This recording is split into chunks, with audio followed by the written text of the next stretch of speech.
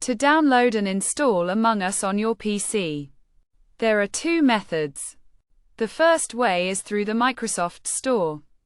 To access the Microsoft Store, type it in at the bottom left of your screen and open the application.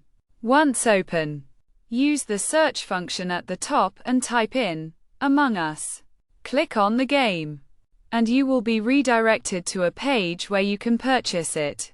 The cost is around $7, although it may vary. If you have a Microsoft account with a Game Pass, you can play Among Us for free. Alternatively, you can use Steam to download and install Among Us. If you don't have a Steam account, you can create one by going to the Steam website and following the installation steps.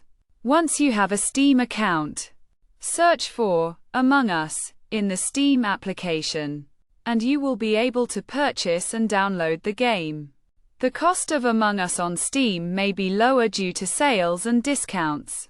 To purchase the game, click Add to Cart and proceed to the payment section, where you can choose your payment method.